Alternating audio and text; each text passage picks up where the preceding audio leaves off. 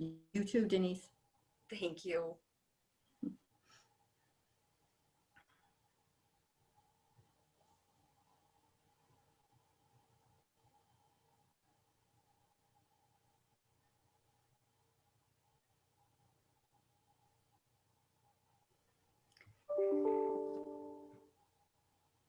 Hello, I'm Jacqueline MacKay, and I'm director of the Providence College Parent Program. And with me is my partner in crime, Denise Godin, who is the Senior Associate Dean of Undergraduate and Graduate Studies. And in that role, she serves as the Senior Class Dean. So she is your students' go-to person, that's for sure. We are delighted to welcome you to our Family Talk Tuesday session this evening. Senior Year Academic Planning, a Blueprint for Success. So we're going to talk with you a little bit tonight about the ebbs and flows of the academic year as it relates to the senior year experience, with a strong emphasis on the academic component, which Denise will outline for you in detail. Then I'm going to address some of the non-academic issues for seniors, which certainly have become more complex as a result of the pandemic. And we'll also talk about some strategies, how we can work together to support students in this critical time in their lives. And again, we're delighted that you're joining us this evening. So I'll now turn it over to my colleague, Denise. Thank you, Jackie. I must admit, it's a little strange. We're living in our pandemic world. I prefer an audience that's three-dimensional, but the advantage to a virtual meeting is that you can look dressed up on top, but you can be wearing Uggs on your feet. So I share that little detail tonight. Jackie and I teach together, and she didn't know I was going to go in this direction, but we have 21 graduate students that we're working with this semester, and we love our teaching relationship and our partnership. And I want to comment a little bit on our styles, and she doesn't know I'm going to do this, but when I thought about it today, we were reflecting on it last night, we tend to have a different presentation style. And I thought to myself, well, my husband's a car guy, and anybody who knows a car guy knows that he then has a car gal. So I've learned a lot about cars in recent years. And when I think about presentation style, I like to think of myself as the Porsche 911. So I like to go, go, go. I think Jackie will agree with this. And I basically stay in the lines. Okay, so that's my plan for tonight. I have, you know, some very specific things that I want to talk about, but I reserve the right to go over the line a little bit or cross the line. When I think about Jackie and her presentation style, I think of a Mercedes-Benz C-Class. Oh, I like that. So Jackie is smooth and she is measured in her approach. And so she's going to tackle those non-academic issues with a sophistication that is in accordance with a Mercedes-Benz. So I'm going to refer to my notes a little bit here and there. My perspective is rooted in 25 years of professional experience working with college students. And most particularly in that time, I've worked with seniors around academic planning and career planning. And so I've come to appreciate through anecdotal feedback, you know, some of the challenges that are non-academic that a senior faces. And Jackie's going to tackle most of that tonight, but I do want to start off my piece with an acknowledgement that senior year is a pivotal time in the life of a young person. So Jackie has a lot of experience with the freshman experience, and there is a lot of research out there about that transition from to college and then the adjustment to college, but you don't often see a lot of work around seniors. And yet I feel like there's so much at stake in the senior year. It's such a pivotal time. So let me talk a little bit about a piece that they face that's non-academic. So if you think about your son or daughter, they have had a very linear educational path. Okay, what I mean by that is if they went to preschool, then they went to elementary school. From elementary school, they went to middle school. From middle school to high school, it may have gotten a little more complex at that point, but they transitioned. And then we went from high school to college. And it definitely got more complex at that point because we knew we were going to college, but we had to decide where, and we had to decide what we might want to study. So it became more complex. But the reality is that your son or daughter transitioned through their phases of education. They always adapted, okay? So that brings us to senior year at the collegiate level. And I think that a lot of seniors arrive at senior year in a very triumphant manner. After all, they're excited, they're hopeful. This is a significant achievement. They've actually made it. A very high percentage of seniors they're not going on for additional formal education. So there's a very triumphant attitude as you arrive in senior year.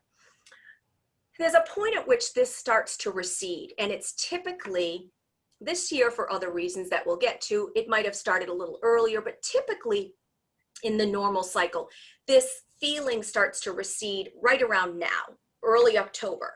And it starts to recede because we start to focus in on the spring semester and registration for the spring semester, which is pretty much their final semester of undergraduate study.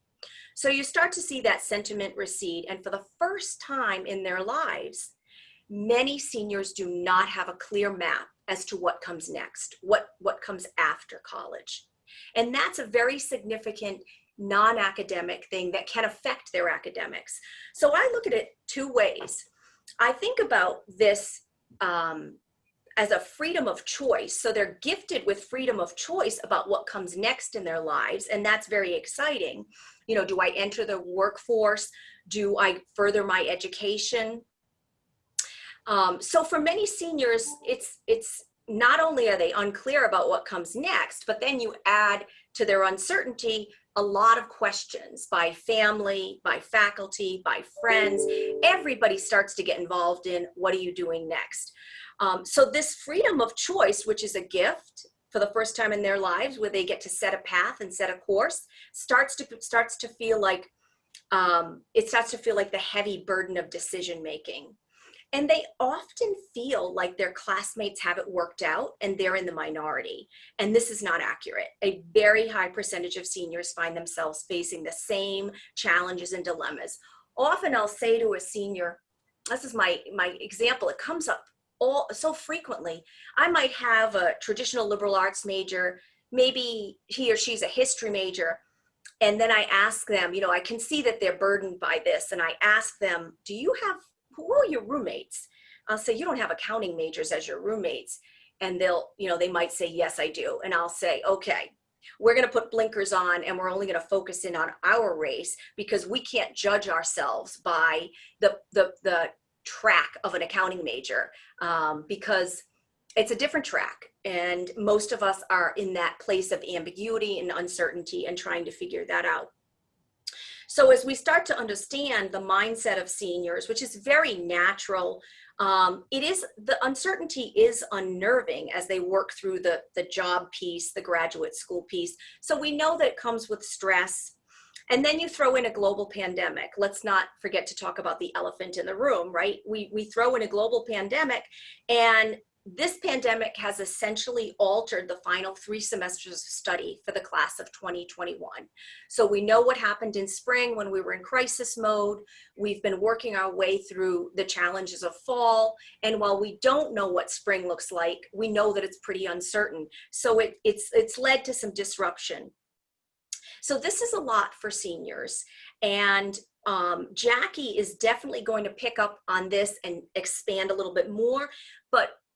But I want to transition, I actually want to transition over to the practical, because when I think about my seniors going through all of this, here's what I know. When there's so much in your life that is out of control, that you can't control it.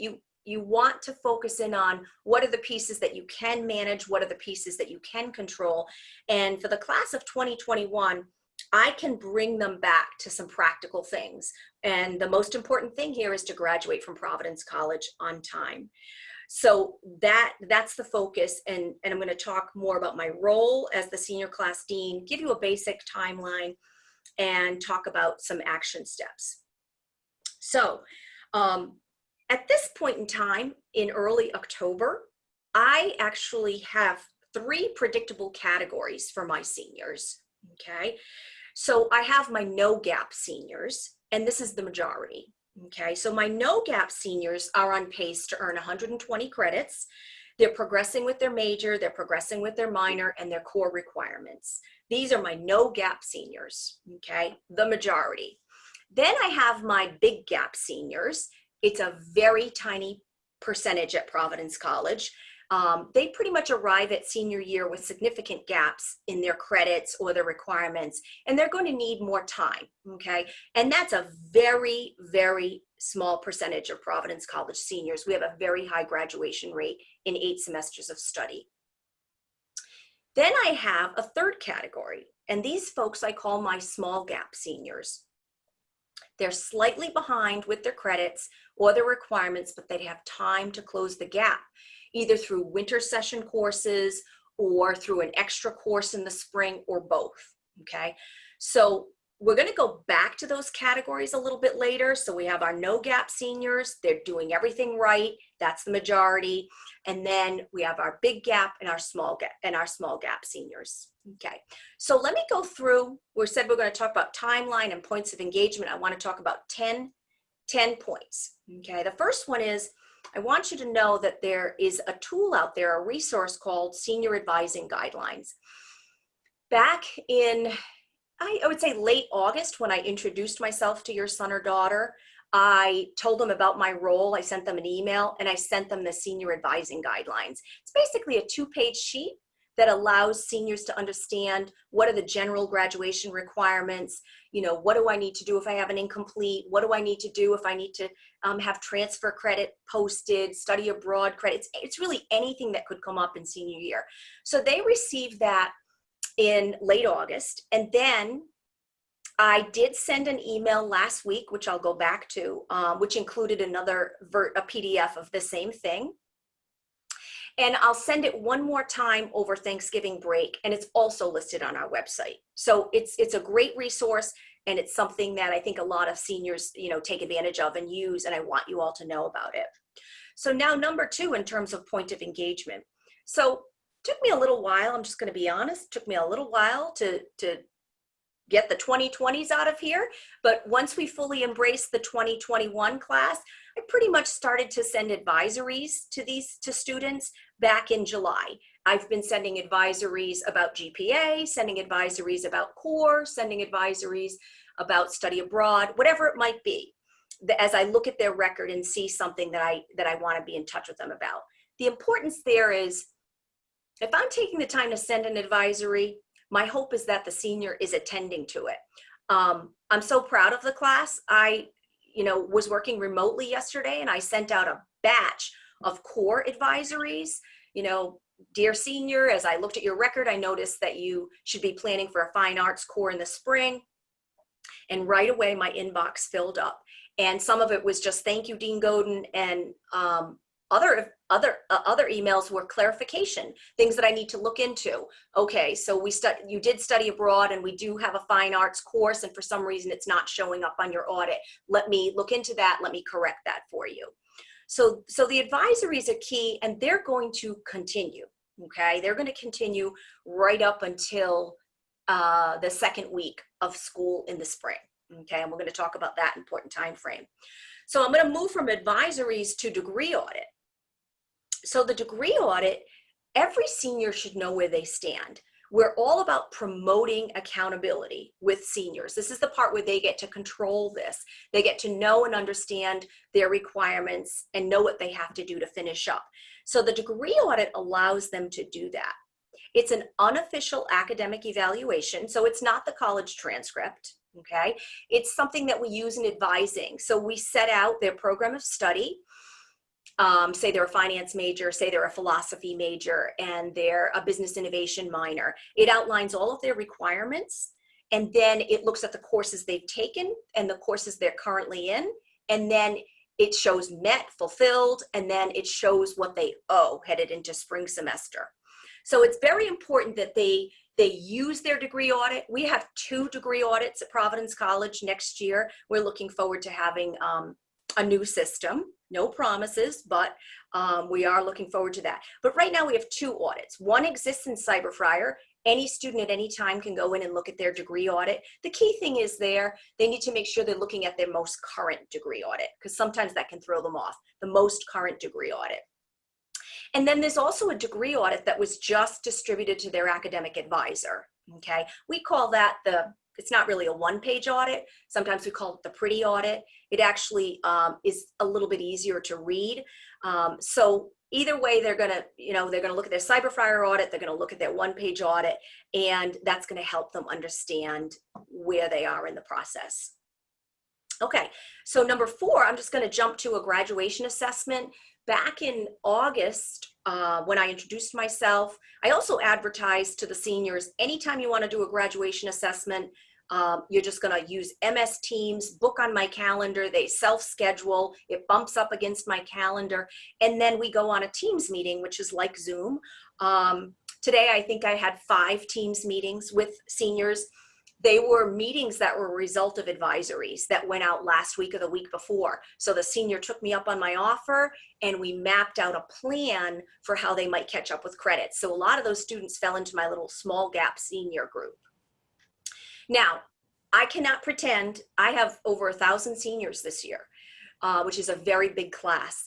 I can't pretend that I can see 1,000 seniors as much as I'd like to. I'm most interested in seeing seniors that have a question about something that's not quite right on their degree audit, or they're in that small gap area, so that I can tighten that gap with them and we can come up with an academic plan. So at any time a student can request a graduation assessment, and you can see my calendar is just picking up. I'm seeing 5, 7 students a day, and we dedicate a half an hour to that meeting, and we look at the degree audit together and we proof the degree audit. Number 5, I'm moving along swiftly, Jackie, in my Porsche 911. Winter session is coming up. Can you believe we're talking about winter when we just turned the corner on October? Here's the good news. I'm going to tell you some secrets tonight. In addition to being the senior class dean, I actually project manage winter session. So I coordinate winter session with our School of Continuing Education. So I get to set the communication for all students.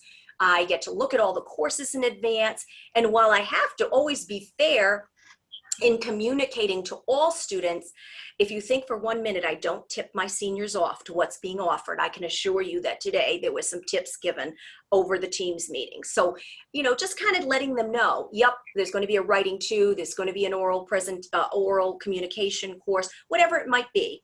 And then I tell them the timeline. And the timeline is this, and this isn't a secret. We will communicate about winter session the last week of October, and then students will understand the process for how to request a winter session course and how to get approved by their class dean for winter session. So that's coming up, and I wanted everybody to be aware of that. And then number 6 on our list here is spring registration. So again, we just turned the corner of October, and now Dean Godin's talking about spring registration. Well, spring registration advising is going on right now. It just commenced, and seniors will be registering the 2nd week of November, okay? Now, spring registration, it has to be perfect. Like, I can't say it any other way. The students have to get this 100% right. That's our goal. That's our goal, is to get it 100% right. So we don't want any misunderstandings, and I'm going to talk about that in a minute. A misunderstanding might be, I have roommates and they're all taking 12 credits, and I thought, well, seniors can take 12 credits instead of 15 in the spring. And that can be a mistake that occurs that might impact graduation. So spring registration, the advising is occurring right now. They're in the incredibly capable hands of their advisors. And then they get a chance to look at their degree audit. So that moves me to number 7, which is the academic graduation packet, or what I'm going to call this year the mailer. So once the students register, they have an opportunity to look at their degree audit. And also they get to look at things like their college record name, which is what appears on their diploma. We start to talk about graduation. We start to talk about names and pronunciation and things, dual degree. So this actually usually occurs in the old world. They all receive a packet in their Friar box. They laugh and often say, what is a Friar box? Which is their campus mailbox. So they get reacquainted with their Friar box in the old way. And then literally 980 to 1,000 seniors hand in forms in the dean's office. And for me, I love it. It's my chance to meet the class. I learn their names. I address questions right out of the gate. I absolutely love it. It's an amazing time, but we can't do that this year. So what we're doing is we're going to have one foot in the old world and one foot in the new world. We're going to send the graduation audit and packet home to the permanent address over Thanksgiving break. Okay, and it's going to contain the degree audit, which should be fully populated at this point. The degree audit should say things like met, fulfilled, at least 120 credits. It should show GPA, and that advising guideline sheet takes the seniors through that process. But so they'll have a chance to look at that audit and know that they understand their requirements. Number 8 on my list is, as part of that, this is the part that's new. Instead of coming into the office, they're going to go online and they're going to verify that they understand their requirements, they understand their college name. They might alter their college name. Instead of Denise Ann Godin on their diploma, they might put Denise A. Godin. So that's all going to happen. And they have a deadline for that degree diploma verification form, December 14th. Okay. Then 9 on my list is, I'm not going to spend a lot of time on this, academic honors. It's something students think about a lot, and it's something families and parents think about. It's meaningful to a lot of people. Honor societies are handled largely through that organization on campus, and there's usually somebody managing that organization. And so a lot of information will come out from the registrar and from that organization about honor societies. The dean's office is involved in graduation honors, which is what we know as summa cum laude, magna cum laude, and cum laude, magna cum laude, summa cum laude. And we won't tackle any of that until middle to late March, because students might get incompletes in the fall and the grades will not be resolved until middle March. So that's when we start to look at graduation honors, and there'll be more information on that. So my number 10, and I'm wrapping it up here, is I want to go back to my categories, because we talked about spring registration, and how we need to get it perfect. And we talk about looking at our degree audit and understanding what we owe and taking accountability for making sure that we're doing all the things right. If I go back to my categories, remember my no gap seniors? They've done everything perfectly well and they're on track. The truth is that in my guesstimates over the years, about 20 to 25 seniors somehow stumble. They come out of that group and they make that error that I mentioned earlier. The error might be to take one class short, or they may have disregarded an advisory that I sent them about their non-ethics philosophy core, and they think it's okay, even though they looked at the degree audit, and they move into a category called, I've done everything perfectly, and in my final semester I made a mistake. We want to avoid that. We want to avoid that as much as we can. When that does happen, so that you know the rest of the process, pretty much once they hand in their degree verification form, I don't involve myself, because they can move in and out of classes until the second week of school. After the second week of the spring semester, they can't move in and out of classes or make any record changes that I don't know about, because we're holding them to a graduation point in time. So pretty much at that point, I work with the chairs of the departments and we do a redundant review of seniors. And that's when we try to find any of those seniors that made a mistake. So my hope is that we have very few students that make that mistake this year, that we are increasing the accountability on the part of seniors to make sure that everything is adding up. And if they have any questions, they know they can go to their advisor or they can go to me. And I'm happy to take them through that. So I'm going to finish and turn this over to Jackie. I mentioned that I sent an all-class email last week. In all the years that I've been doing this, I'm very careful about sending an all-class email because it sends ripples through the class and it can bring on nervousness that's not intended. But last week I felt that with spring semester registration coming up, and basically in talking to seniors, I could tell that their level of stress was higher than normal, and I could tell that there was a measure of disappointment in their voices. And we sometimes talked about that. So I really thought it was important to also say to the class, in my work with you, I've observed tenacity, I've observed diligence, and I've observed gratefulness. And so I reminded them that those are the things that I'm also seeing from seniors, and that they have endured and they will continue to endure. I happen to be a runner, so I have a great appreciation for endurance. And I went so far as to share a quote with them from William Barclay. And I said, endurance is not just the ability, or he says, endurance is not just the ability to bear a hard thing, but to turn it into glory. And I shared with them my hope and our hope, which is that we celebrate a very glorious commencement with the class of 2021. So I'm going to turn it over to Jackie MacKay, and she's going to tackle the non-academic issues that seniors face.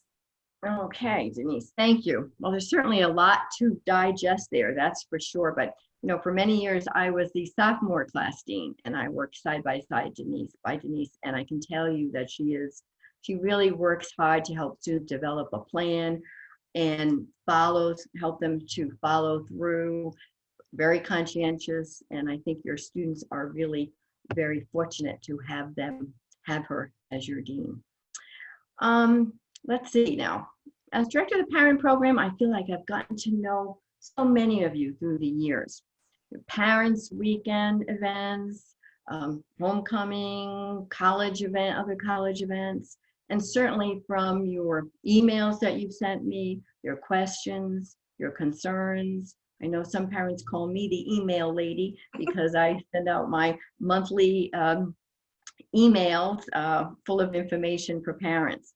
But I especially want to thank you, parents and family members, for entrusting your students, your sons and daughters to us. It's a privilege, really, to help them to grow and thrive, and to help them to really become all that they can be. And the fact that you have again, trusted your students to our care, and that we can work together in all of this is a privilege and an honor. Senior year, 3 words come to mind. I think of senior year as the time of finalization, reflection, and transition. Heavy words for sure, but there's so much going on. And as Denise pointed out and talked about all of the academic issues that students are dealing with, fulfilling course requirements, many students involved in academic research projects, working with faculty members, lots of students involved with internship opportunities. Some have jobs on campus, some have jobs off campus. All of this going on while they're still investing considerable time and energy and some anxiety, that's for sure, into preparing for life after college and all that entails. Conducting a job search, applying to graduate school, and certainly exploring other postgraduate opportunities. So while balancing all of that, it's typical for seniors to spend some time celebrating and reminiscing about their lives at Providence College over the last 3.5 years. engaging in rituals and traditions that are designed just for them. Lots of time hanging out with friends because they know in a short period of time, folks will be going in lots of different directions. So those friendships become something very near and dear and much more special. And checking off items on there, as one student said to me, her senior year bucket list, okay? Things that she's been wanting to do and never has done, and finally, senior year is here, and I've got my whole list of things that I want to accomplish, or restaurants that I want to go to in Providence that I've never been to, or whatever. Besides this, they're also dealing with a whole range of emotions, aren't they? Including a sense of loss as they get ready to leave Providence College, excitement for what's to come, and certainly a sense of fear of the unknown. And now with the pandemic, that balancing act takes on some twists and turns. Certainly students are dealing with concerns for health concerns for themselves and their family members, their friends, having to comply with lots of new rules and procedures that impact how they learn, who they interact with, how they interact, where they can go, limiting social gatherings, and the list goes on and on. And certainly the last 2 weeks, it's been especially difficult as students have so many changes and disruptions that they've had to deal with. Emotionally also, their feelings may be more complex as they're feeling a sense of loss, but also disappointment and maybe even some anger for what might have been if it weren't for the pandemic. 2020 looks different for college seniors, that's for sure. And it's certainly not what they ever could have imagined that their final fall semester at Providence College would be like. And who knows what next semester will bring. All of this is clearly weighing heavily on seniors, and there's a lot to deal with. But even in normal times, without a pandemic, there's no one size fits all when we talk about senior year mentality. Now, some talk obsessively about their future plans, and some students try to avoid the topic altogether, okay? There are those students that have a clear plan of what they intend to do after they graduate. Perhaps they've been offered a job with a company that they've been interning with for the last couple of years, or they've decided they want to be involved with a volunteer corps opportunity. So they have their plans all in place. For some of these students, they tend to have one foot in school and the other in their life after college destination. Okay, so they're ready to celebrate their postgraduate arrangements and get on with the next chapter in their life. So what happens? Well, they're dealing with lapses of motivation from time to time. It's hard to be focused, to stay on track. This is typically what we call, or commonly known as what? Senioritis. Senioritis. Now, other students have no firm graduation plans. They may feel directionless, worried, and even a little bit scared, especially when they're asked for the 20th time. So what are you going to be doing after graduation? And that's a question that students tell me, and I'm sure Denise hears this as well when they go home for Thanksgiving. Question, family members asking, so what's the plan? What are you doing? Okay. And certainly the pandemic brings a heightened level of anxiety to all of this. Job options may be more limited given the financial impact of companies, their need to eliminate current positions, or maybe put a freeze on new hirings. For some students who have had previously determined plans, they might have to be put on hold or postponed altogether. For example, sometimes we hear students talk about the fact that before they get a job and have to deal with what they call the real world, they want to spend maybe the summer traveling with friends or spending 6 months going to Europe, and looking forward to just having some free time and fun time and enjoying themselves with friends before looking to make some more serious decisions. Well, now they realize they no longer may have traveling as a viable option, right? So they have to restart thinking their next steps. Parents, you can provide some important practical and emotional support during this time. And it's a real transitional time. You know, I think of the freshman year and the senior year as the two bookends for students' college experience. And there's certainly a lot of differences, but there are a lot of similarities too. They're all dealing with transitions, they're dealing with change, and they're dealing with a lot of the unknowns. So how can you help? Well, first, perhaps help them reflect on how far they've come. Allow them to think about way back to that first semester at Providence College, when they walked around campus with feeling exciting that they were here, finally here at Providence College, ready to meet new friends and engage in lots of new opportunities. But there was a lot of anxiety as well. They needed to learn the ropes in a sense. Well, help them to think and reflect way back then. Who were they back then and who are they now? How have they changed? And what are some of the challenges that they've overcome during the last 3.5 years? What decisions or events contributed to their growth? Help them to think about their journey and progression in college and remind them that there is lots to celebrate, right? Mm-hmm. Encourage them to reflect on how they've dealt with stress in the past. What worked for them? What are some of the positive choices that they made to get them through those challenging times?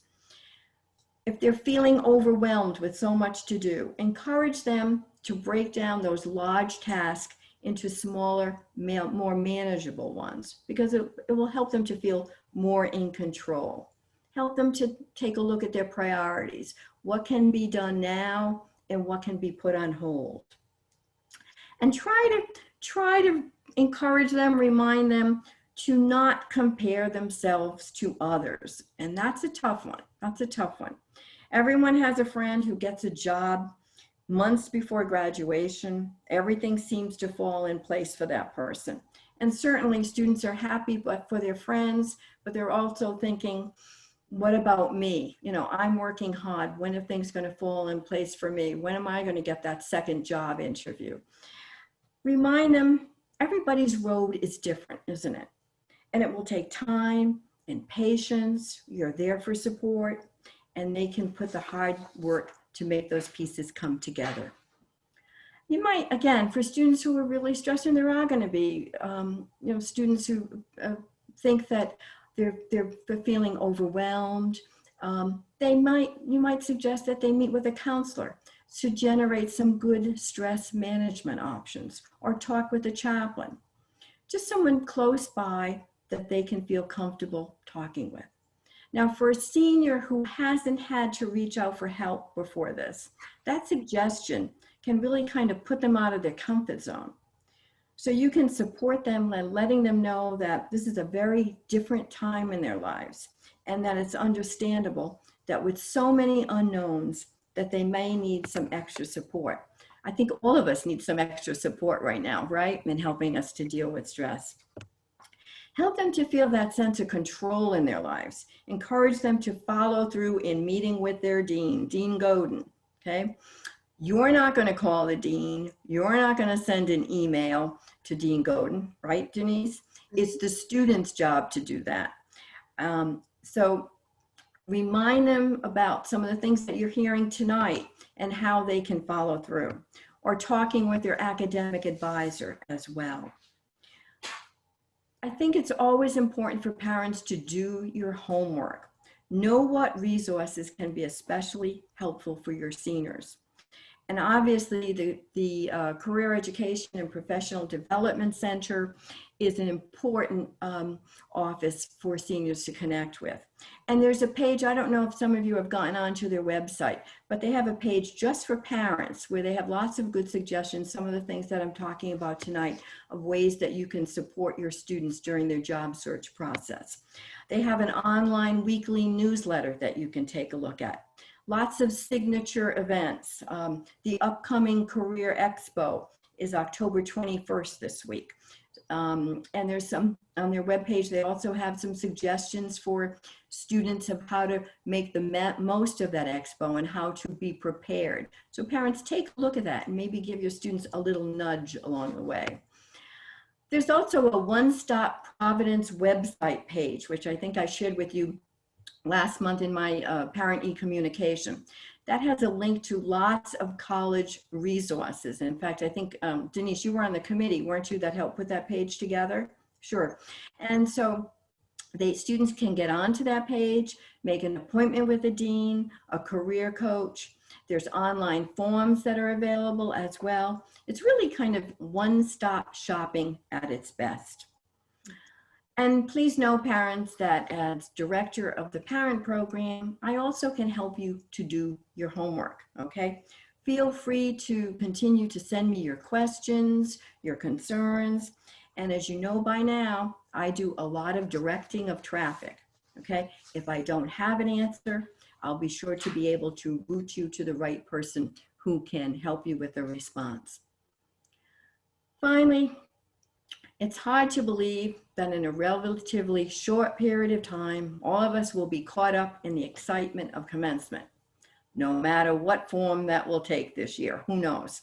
But it will still be a wonderful opportunity for us to celebrate.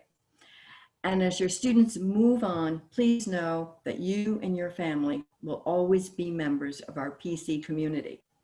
And I hope that you will have a lifetime attraction for this place, and that you will equate Providence College in this time in your student's life with a warm embrace. Thank you. I think we have some time for questions. What do you think, Denise? Yeah, sure. You know, Jackie, I just want to jump in. Something triggered when you were mentioning something, and I thought about a piece that I didn't address, which is learning support. So we're coming up on mid-semester where the professors give mid-semester grades. And so the dean's office is responsible to look at those early warnings and reach out to seniors. So I want everybody to know that we do that. We are looking at, you know, this has been such an adjustment for our faculty, for our students, you know, this different way of delivering education. And it is incredibly challenging, and it's new, and we're all learning things that we didn't think we needed to learn about.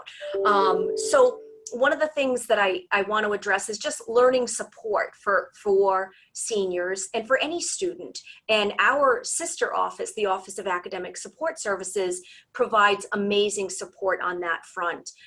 We have a wonderful writing center. We have a wonderful peer tutoring program. We have just amazing support services coming out of that office. And very often, if there is a student that's struggling academically, often I'll work in tandem with OAS, and I'll ask the student to meet with me every 2 weeks for accountability. But I know that the work they're doing with OAS is the real work in terms of providing the support and how to break down their work, how to adapt to this new learning model. So I just want to put that out there. It's an important thing, and it's so early in the school year, and we are facing some of those challenges, and there is support on that front. Good point. Good point. Now, I think if you have questions, parents, you can just write them into that Q&A. Just type them in, and we can review them. One thing, picking up on Denise as well, the Office of Academic Services, I just posted a blog yesterday, my parent family blog.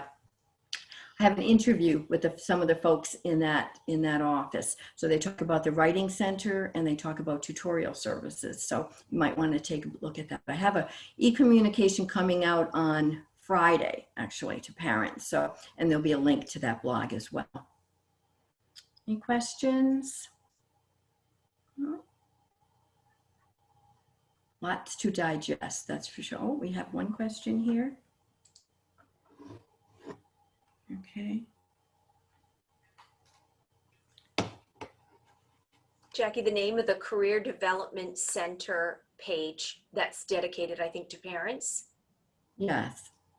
Oh, okay. It's the, you can just click on to student life, okay? And then just click on to the office, the Center for Career Education and Professional Development. So just on top, on the top link there, student life, and that will bring you to that page. And then you'll see on the sidebar, the parent page.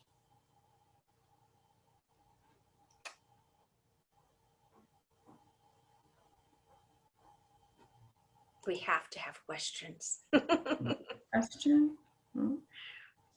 Okay, my son is a junior and his spring study abroad was canceled, but he received something about study abroad in senior year. Is this feasible? Okay. Okay. So it happens in a non-pandemic year that we'll have a senior who will study abroad in the fall semester. I think we've even had a rare case where a senior has studied abroad in the spring semester. Not typical, but it is possible. So I'm not sure what the position of the Office of Global Education will be on that, but I know from an academic point of view, they usually will do a check-in. They'll have the student check with me. We'll review the requirements so that they're very clear. And the student knows, all right, I'm going away in the fall. What does that mean? Is that going to delay anything? And it doesn't necessarily mean it's going to delay things, but the idea that we want to have the advising very clear and very upfront is an important part of that. So from my perspective, it's possible for a senior to study abroad.